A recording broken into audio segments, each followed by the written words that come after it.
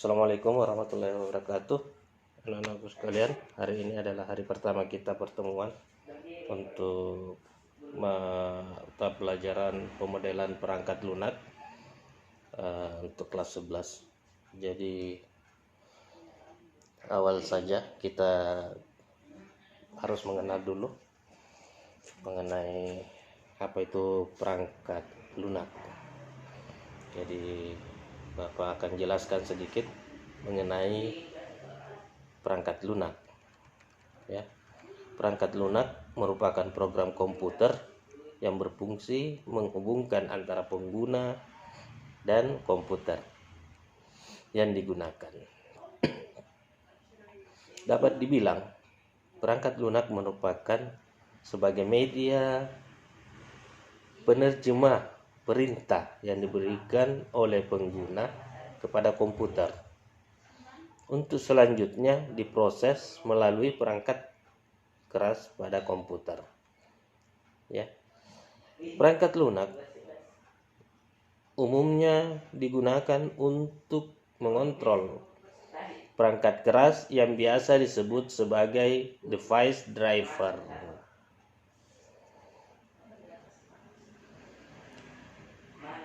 Melakukan proses perhitungan, berinteraksi dengan perangkat lunak yang lebih mendasar lainnya, seperti sistem operasi dan bahasa pemrograman. Secara umum, ada 3 jenis perangkat lunak yang diketahui hingga saat ini, yaitu sistem operasi yang merupakan sebuah penghubung antara pengguna dari komputer dengan perangkat keras komputer. Yang kedua adalah perangkat lunak bahasa pemrograman seperti Java. Dan yang ketiga yaitu perangkat lunak aplikasi yang merupakan perangkat yang menggunakan untuk membantu dan memudahkan seseorang dalam mengerjakan sesuatu. Misalnya saja adalah Microsoft Word, Excel, PowerPoint. Lalu, apa itu rekayasa perangkat lunak? Rekayasa atau teknik merupakan penerapan ilmu dan teknologi untuk menyelesaikan permasalahan manusia. Hal ini diselesaikan lewat pengetahuan, matematika, dan pengalaman praktis yang diterapkan untuk mendesain objek atau proses yang dapat berguna pada praktisi teknik profesional disebut rekayasa atau perekayasa ya. Rekayasa perangkat lunak atau software engineering dalam bahasa Inggris merupakan bidang ilmu yang mempelajari tentang segala aspek perangkat lunak, seperti cara-cara pengembangan, pemeliharaan, pembuatan, serta manajemen kualitas perangkat lunak. Rekayasa perangkat lunak juga merupakan disiplin rekayasa dengan perangkat lunak yang dikembangkan. Biasanya proses melibatkan penemuan pada keinginan klien, menyusunnya dalam daftar kebutuhan, merancang arsitektur yang mampu mendukung semua kebutuhan, lalu perancangan, pengkodean, pengujian, dan pengintegrasian bagian yang terpisah, menguji keseluruhan, menyebarkan, dan memelihara perangkat lunak. Lalu, apa perbedaan rekayasa perangkat lunak dengan ilmu komputer? Perbedaan antara rekayasa perangkat lunak dengan ilmu komputer sudah terlihat dari bahasa Inggrisnya. Rekayasa perangkat lunak adalah bahasa Inggris, disebut sebagai software engineering, sedangkan ilmu komputer dalam bahasa Inggris disebut science. Dari segala ilmu yang dipelajari, rekayasa perangkat lunak merupakan bidang ilmu yang mempelajari tentang perangkat lunak. Sedangkan ilmu komputer mempelajari tentang komputasi, perangkat keras, serta beragam topik yang berkaitan dengan komputer. Serta ilmu komputer lebih menekankan pada pemrograman komputer, sedangkan rekayasa perangkat lunak tidak.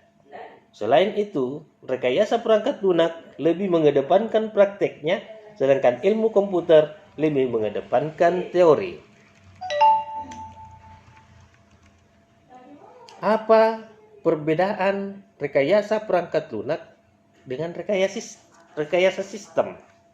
Nah, ini perbedaan antara rekayasa perangkat lunak dengan rekayasa sistem adalah apabila rekayasa sistem itu merupakan sebuah kumpulan komponen, konsep serta alat bantu untuk merancang dan menginstalasi sebuah sistem dalam perangkat lunak. Sedangkan rekayasa perangkat lunak itu merupakan ilmu yang mempelajari tentang segala aspek perangkat lunak, seperti cara-cara pengembangan, pemeliharaan, pembuatan, serta manajemen kualitas perangkat lunak.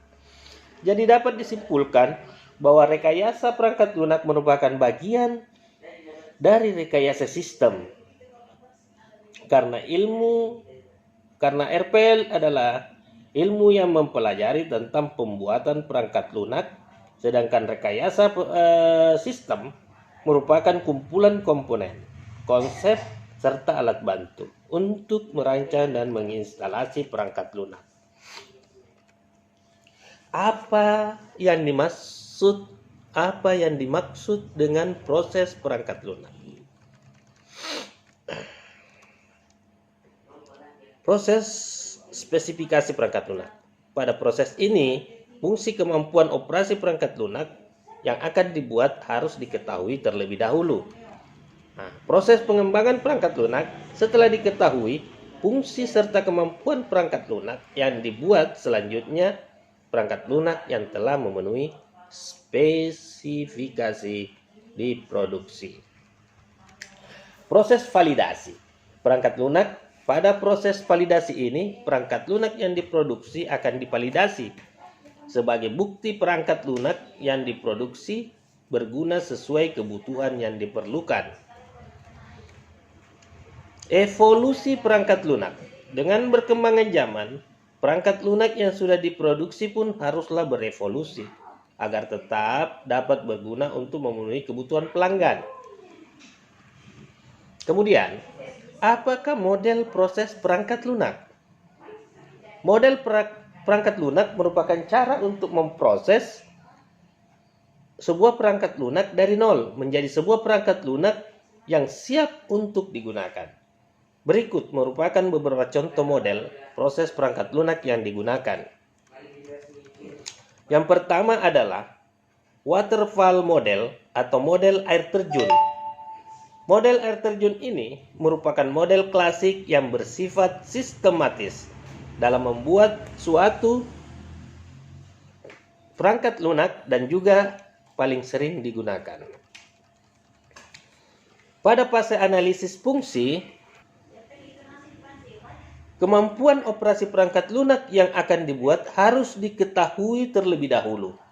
Kemudian apabila analisa telah selesai dilakukan, maka didesainlah perangkat lunak yang akan dibuat.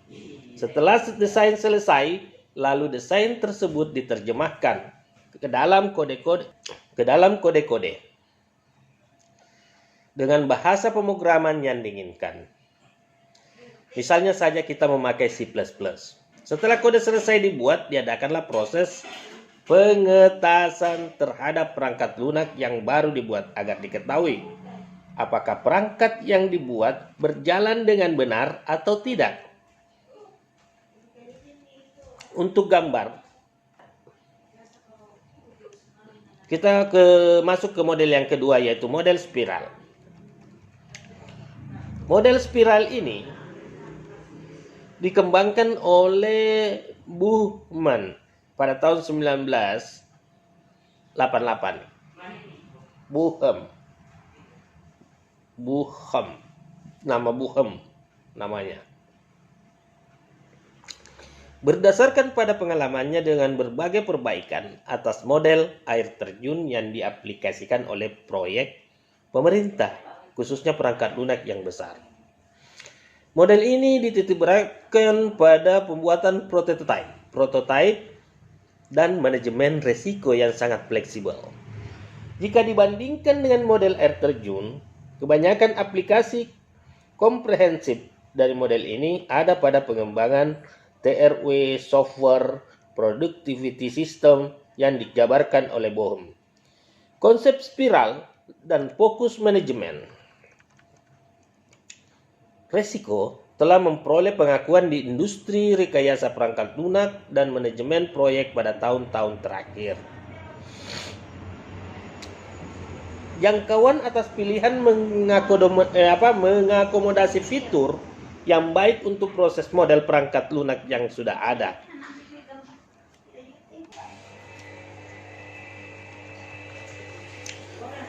Fokus awal ada pada pilihan yang melibatkan penggunaan ulang perangkat lunak yang ada. Pilihan ini mendukung karena identifikasi awal dengan evaluasi dari alternatif-alternatif adalah kunci di setiap siklus spiral. Model spiral juga menyediakan mekanisme untuk tujuan kualitas perangkat lunak, gabungan pengembangan produk perangkat lunak. Lalu model spiral mempunyai fokus untuk mengeliminasi kesalahan. Kemudian model spiral menyediakan pendekatan terpisah untuk pengembangan dan pemasangan perangkat lunak. Lalu model spiral menyediakan kerangka kerja aktif untuk pengembangan sistem perangkat lunak atau perangkat keras yang terintegrasi.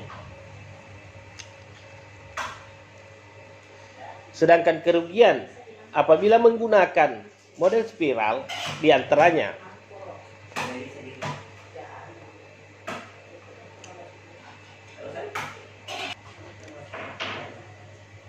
kebanyakan perangkat lunak yang menggunakan model spiral menitik beratkan pada kontrol titik periksa yang merupakan keunggulan dari model air terjun. Lalu karena model spiral ini bersifat fleksibel serta dinamis, maka langkah spiral ini harus diteliti lebih lanjut untuk mendapatkan konsistensi, penjajakan, dan kontrol yang diinginkan. Penelitian dan kontrol sangat penting, khususnya untuk area analisis resiko dan manajemen. Itu mungkin mengenai spiral. Lalu, berapa biaya rekayasa perangkat lunak? Biaya untuk rekayasa perangkat lunak bervariasi tergantung pada jenis sistem yang dibuat, atribut perangkat kerja kinerja, dan kehandalan perangkat yang dibuat. Contohnya saja sistem yang berskala internasional tentunya memerlukan biaya yang lebih mahal apabila dibandingkan dengan sistem yang berskala nasional. Apa-apa saja yang menjadi metode rekayasa perangkat lunak? Metode dalam rekayasa perangkat lunak merupakan cara yang dilakukan untuk mengembangkan perangkat lunak yang meliputi deskripsi model sistem, aturan, rekomendasi, panduan proses, dan bimbingan. Deskripsi model sistem merupakan model sistem yang akan digunakan, contohnya model waterfall. Aturan merupakan besaran atau batasan yang diberikan kepada model sistem yang ditentukan. Misalnya, setiap entitas pada model sistem dengan entitas lainnya, rekomendasi berupa saran yang diberikan agar dapat membentuk rancangan yang baik dan sesuai fungsinya. Panduan proses merupakan aktivitas yang bisa diikuti untuk mengembangkan model sistem proses bimbingan, yaitu serangkaian kegiatan yang akan diikuti untuk mengembangkan model sistem.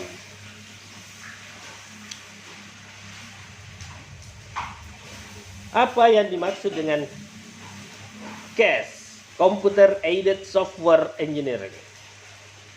Yang dimaksud dengan Computer Aided Software Engineering adalah serangkaian aplikasi dan metode untuk perangkat lunak yang otomatis dapat merupakan dukungan untuk kegiatan proses perangkat lunak. Ada dua jenis case ini, yaitu upper case, yaitu alat untuk mendukung kegiatan proses awal persyaratannya, dan lower case, yaitu alat yang mendukung kegiatan yang selanjutnya seperti pemrograman, pengujian, debugging. Nah, yang kemudian lanjut kita, apakah atribut perangkat lunak yang baik? Atribut perangkat lunak yang baik diantaranya adalah maintainability, yaitu yang merupakan harus bisa dipelihara demi memenuhi kebutuhan pelanggan yang semakin lama menginginkan kemudahan. Dependability, yaitu perangkat lunak harus dapat diandalkan dan dipercaya dan tidak mengecewakan penggunanya.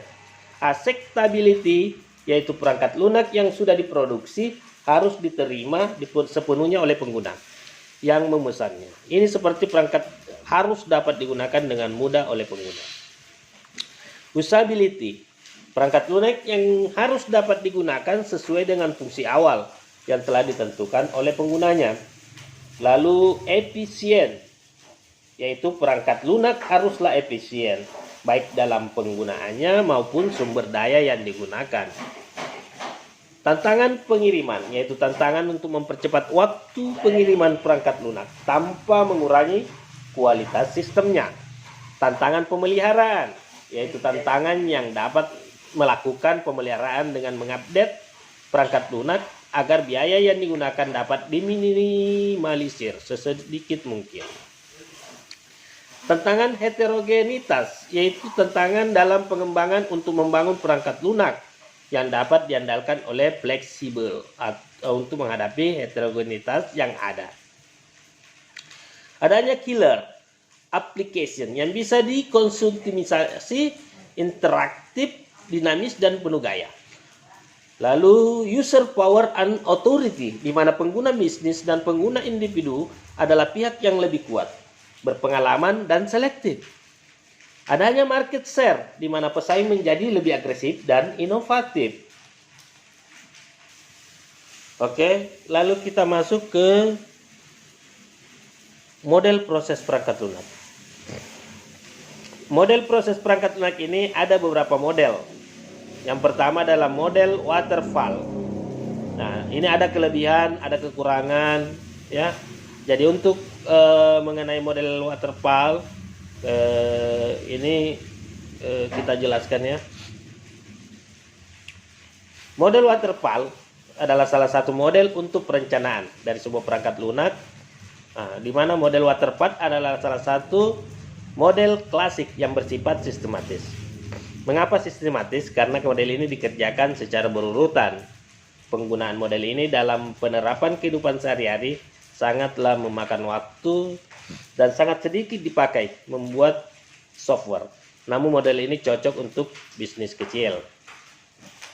Kelebihannya di mana merupakan model pengembangan paling handal dan paling lama digunakan. Cocok untuk sistem software yang bersifat generik. Pengerjaan proyek sistem akan terjadwal dengan baik dan mudah dikontrol. Kekurangannya, persyaratan sistem harus digambarkan dengan jelas. Rincian proses benar-benar jelas dan tidak boleh berubah-ubah. Sulit untuk mengadaptasi jika terjadi perubahan spesifikasi pada suatu tahapan pengembangan. Untuk penjelasannya cukup itu saja mungkin. Model spiral proses pengembangan software di mana proses digambarkan sebagai spiral. Nah, kelebihannya ya tahap pengerjaan dibuat prototyping sehingga kekurangan dan apa yang diharapkan oleh klien dapat diperjelas dan juga dapat menjadi acuan untuk klien mencari kekurangan kebutuhan. Lebih cocok untuk pengembangan sistem dan perangkat lunak skala besar. Dapat disesuaikan agar perangkat lunak bisa dipakai selama hidup perangkat lunak komputer. Pengembangan dan pemakai dapat lebih mudah memahami dan bereaksi terhadap resiko setiap tingkat evolusi karena perangkat lunak terus bekerja selama proses. Menggunakan prototipe sebagai mekanisme pengurangan resiko pada setiap keadaan yang di dalam evolusi produk. Tahap mengikuti langkah-langkah dalam siklus kehidupan klasik dan memasukkannya ke dalam kerangka kerja interaktif, membutuhkan pertimbangan langsung terhadap resiko sehingga mengurangi risiko sebelum menjadi masalah yang serius. Kekurangan model spiral, banyak konsumen atau klien tidak percaya bahwa pendekatan secara evolusioner dapat dikontrol oleh kedua pihak. Model spiral mempunyai risiko yang harus dipertimbangkan ulang oleh konsumen dan developer. Memerlukan tenaga ahli untuk memperkirakan risiko dan harus mengandalkannya supaya sukses. Belum terbukti apakah metode ini cukup efisien karena usianya yang relatif baru. Memerlukan penaksiran risiko yang masuk akal dan akan menjadi masalah yang serius jika risiko mayor tidak ditemukan dan diatur. Butuh waktu lama untuk menerapkan paradigma ini menuju kepastian yang absolut. Mungkin itu kekurangannya.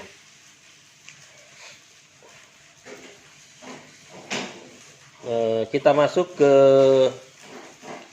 berikutnya, itu model inkremental. Model inkremental ini perangkat lunak akan dilakukan pembagian sehingga bagian selanjutnya akan dikerjakan setelah bagian awal telah selesai, dan selanjutnya sampai menghasilkan perangkat lunak yang lengkap dengan semua fungsi, menghasilkan apa yang diperlukan, dan pengerjaan perangkat lunak berakhir. Sebelum mengerjakan atau pekerjaan perangkat lunak akan dilakukan perancangan arsitektur, di mana dirancanglah arsitektur software sebagai kerangka dalam pengerjaan pembagian. Kelebihannya, risiko yang rendah pada pengembangan sistem, mengutamakan fungsi-fungsi pada sistem perangkat lunak sehingga kemudahan pemakaian sistem yang paling diutamakan. Tahap awal adalah dasar dari pembuatan tahap berikutnya. Dikerjakan secara berurut maksudnya. Cocok digunakan bila bila pembuat software tidak banyak atau kekurangan pembuat, mampu mengakomodasi perubahan kebutuhan customer, mengurangi trauma pada perubahan sistem. Klien dibiasakan berlama-lama atau berlahan-lahan menggunakan produk bagian per bagian. Memaksimalkan pengembalian modal investasi konsumen. Nah, itu kelebihannya mungkin. Kekurangannya hanya akan berhasil jika ada stepping untuk penerapan secara menyeluruh. Lalu penambahan staf dilakukan jika hasil inkremental akan dikembangkan lebih lanjut. Hanya cocok untuk proyek dengan skala kecil. Kemungkinan tiap bagian tidak dapat diintegrasikan. Lalu masuk ke model evolusi, di mana model evolusi adalah model yang berulang-ulang.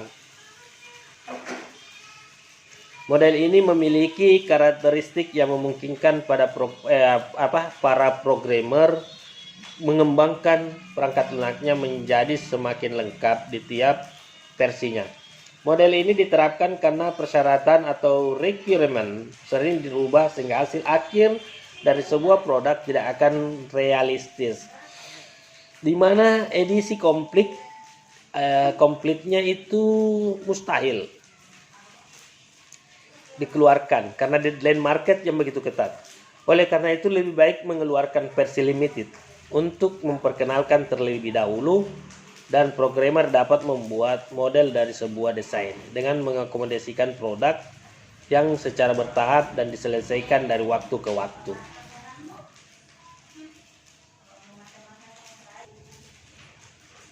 Kelebihan model evolusi: meningkatkan kemampuan memimpin dan mengatur sesuatu dengan pengembangan diri.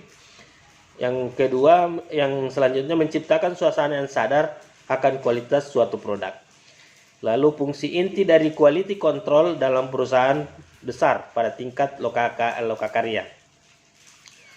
Meningkatkan kebersamaannya untuk mencapai suatu hasil dan semangat kerja karyawan. Lalu meningkatkan kualitas dengan biaya efektif Membebaskan manajemen, pekerja shop floor adalah lokasi terbaik untuk mengidentifikasi masalah. Kekurangan dari model evolusi, intensitas pekerjaan meningkat karena masalah akan lebih banyak daripada yang diperkirakan. Manajemen perlu berkomitmen untuk sistem yang berkualitas. Jika sebuah solusi dari sebuah masalah tidak dapat diterapkan, maka itu bisa membuat frustasi para pekerja, lalu dapat memiliki efek negatif pada hubungan industrial, dapat fokus pada masalah duniawi. Jadi itu mungkin. Nah, untuk selanjutnya model prototype, model V,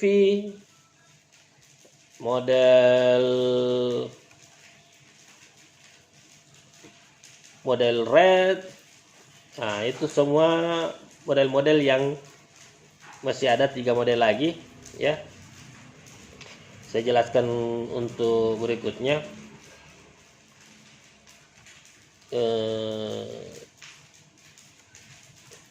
Model prototype ya. Model prototype ini adalah salah satu metode pengembangan perangkat lunak yang banyak digunakan. Dengan metode prototyping, pengembangan dan pelanggan dapat saling berinteraksi selama proses pembuatan sistem prototyping. Dimulai dengan pengumpulan kebutuhan, mengidentifikasikan objektif keseluruhan dari software, mengidentifikasikan segala kebutuhan, kemudian dilakukan perancangan kilat yang difokuskan pada penyajian aspek yang diperlukan. Kelebihannya, prototyping melibatkan user dalam analisa dan desain, punya kemampuan menangkap requirement secara konkret daripada secara abstrak. Untuk digunakan secara standalone, digunakan untuk memperluas SDLC, mempersingkat waktu pengembangan sistem informasi.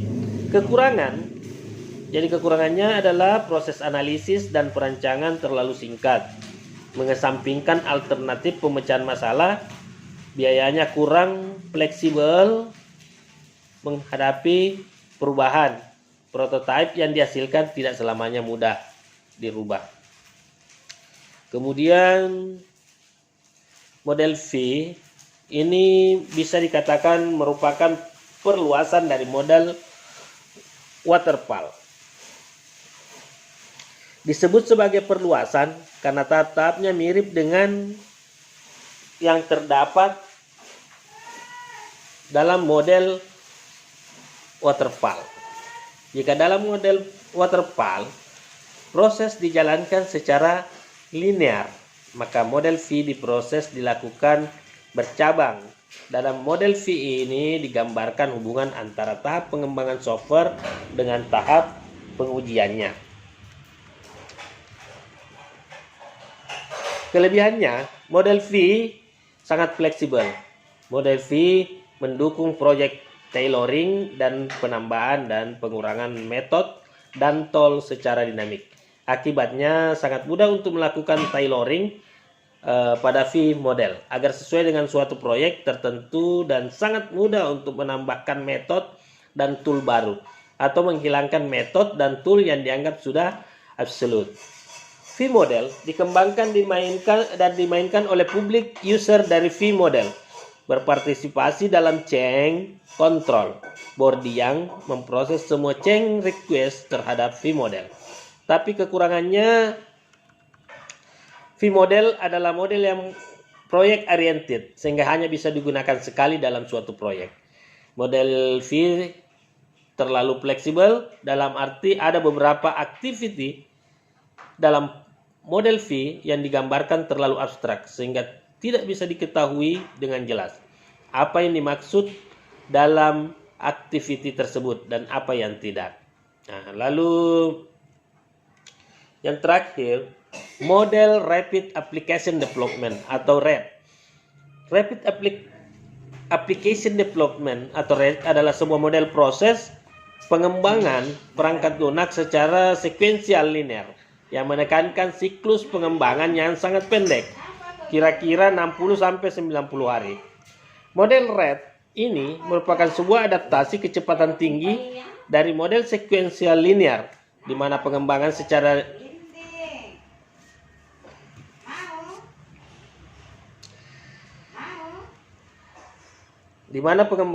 cepat dicapai dengan menggunakan pendekatan konstruksi berbasis komponen.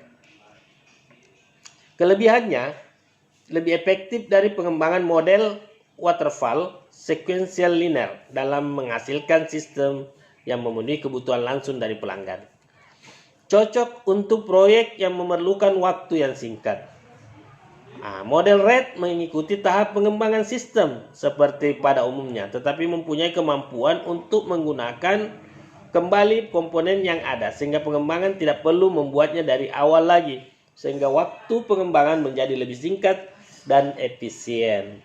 Kekurangannya, model RAT menuntut pengembangan dan pelanggan memiliki komitmen di dalam aktivitas rapid fire yang diperlukan untuk melengkapi sebuah sistem di dalam kerangka waktu yang sangat diperpendek. Jika komitmen tersebut tidak ada, proyek RAT akan gagal. Tidak semua aplikasi sesuai dengan RAT bila sistem tidak dapat dimodulkan dengan teratur. Pembangunan komponen penting pada RAT akan menjadi sangat bermasalah. RAT tidak cocok digunakan untuk sistem yang mempunyai risiko tinggi atau risiko teknik yang tinggi. Membutuhkan tenaga kerja yang banyak untuk menyelesaikan sebuah proyek dalam skala besar. Jika ada perubahan di tengah-tengah pengerjaan, maka harus membuat kontrak baru antara pengembang dan pelanggan. Untuk materi ini mungkin sampai di sini. Cukup sekian masalah materi pemodelan perangkat lunak. Jadi anak-anakku mohon dipelajari baik-baik. Untuk lebih jelasnya untuk materi ini bisa kalian search ya. Oke, jadi untuk hari ini materi kita selesai. Silakan teruskan menonton. Ada tugas-tugas berikutnya, tugas untuk pertemuan pertama ini. Oke, terima kasih. Assalamualaikum warahmatullahi wabarakatuh.